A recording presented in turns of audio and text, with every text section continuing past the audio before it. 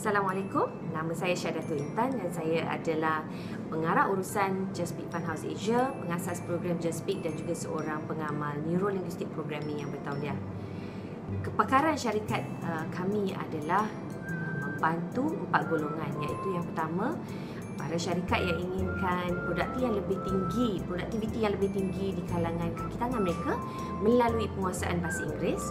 Yang keduanya, para pelajar universiti yang ingin mempersiapkan diri mereka untuk masuk ke alam pekerjaan melalui penguasaan bahasa Inggeris, pertuturan bahasa Inggeris. Yang ketiga, para ibu bapa yang inginkan anak-anak mereka supaya membesar sebagai individu yang fasih dan yakin menguasai bahasa Inggeris. Dan keempatnya, para usahawan tempatan yang ingin melangkah meningkatkan perniagaan ke tahap global melalui penguasaan bahasa Inggeris.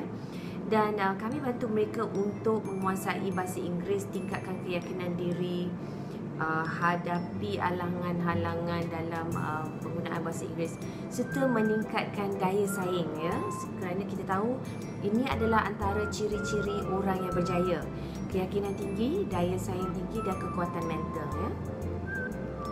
Masalahnya ialah ramai yang terutama yang dewasa, bila dah dewasa ni dengar belajar bahasa Inggeris ni teringat zaman-zaman sekolah dan merasakan ini adalah satu beban, dan mereka tak tahu kat mana, di mana nak belajar bahasa Inggeris dengan cara yang mudah dan cepat.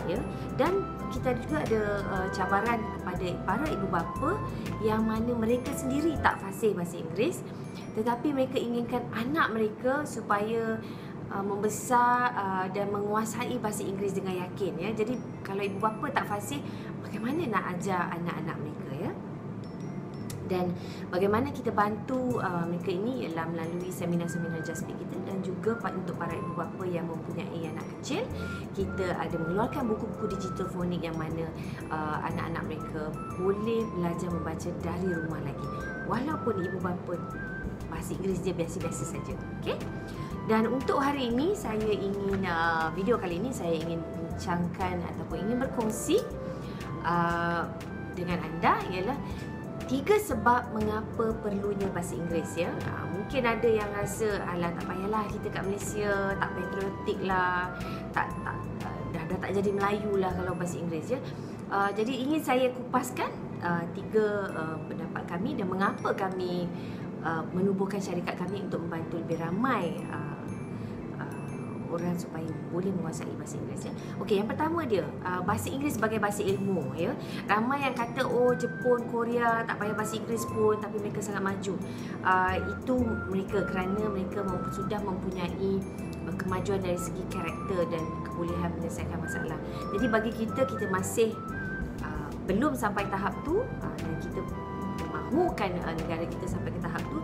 Jadi buat masa ini masih banyak ilmu-ilmu dari segi ilmu berasaskan sains dan teknologi, ilmu berasaskan sains untuk berjaya dan sebagainya. Dan banyak lagi ilmu yang masih terdapat di dalam bahasa Inggeris. Jadi kenapa kita galakkan orang menguasai bahasa Inggeris? Supaya kita dapat menggarap sebanyak ilmu yang boleh. Yang keduanya, ada kajian dari Harvard University, Harvard Business School, Profesor Dorothy Parton yang mengatakan mereka yang menguasai lebih dari 2 bahasa profesional mempunyai kebolehan menyelesaikan masalah yang lebih baik. Ini adalah kerana mereka mempunyai 2 perspektif yang berbeza. Kalau ada 3 bahasa, ada 3 perspektif lah. Jadi dalam menyelesaikan masalah minda kita ni perlu membiasakan diri untuk melihat sesuatu itu dari berbagai perspektif. Jadi penguasaan bahasa mampu memberi kita kemahiran ini, melihat perkara dari lebih dari satu perspektif. Dan bila lebih dari satu perspektif, lebih mudah dan lebih cepat kita menyelesaikan masalah. Okay? Menyelesaikan masalah adalah satu kemahiran yang sangat perlu untuk kita menjadi seorang yang berjaya. Yang ketiganya, meningkatkan keyakinan diri dan daya saing. Dari pengalaman kami melatih individu yang asalnya tidak mahir bahasa Inggeris, tapi setelah kami beri mereka keyakinan untuk bahasa Inggeris, kami beri cara bagaimana untuk menguasai bahasa Inggeris, apa yang mereka boleh lakukan dan sebagainya, kita dapati mereka punya tahap keyakinan diri terus melonjak naik. Bila keyakinan diri melonjak naik, insya-Allah banyak perkara yang boleh ditanamkan. Contohnya kita ada pelajar yang dapat beasiswa ke luar negeri tapi takut nak ambil sebab tak yakin, sebab nanti kena pakai bahasa Inggeris sepenuhnya dan sebagainya. Tapi setelah mereka meningkatkan keyakinan diri, dia mengambil beasiswa itu. Dan kita ada pelajar yang tak tahu nak kerja apa, tak yakin nak minta kerja company besar-besar, tapi setelah mempunyai keyakinan diri, mereka terus meletakkan matlamat yang lebih tinggi dari mereka, ya.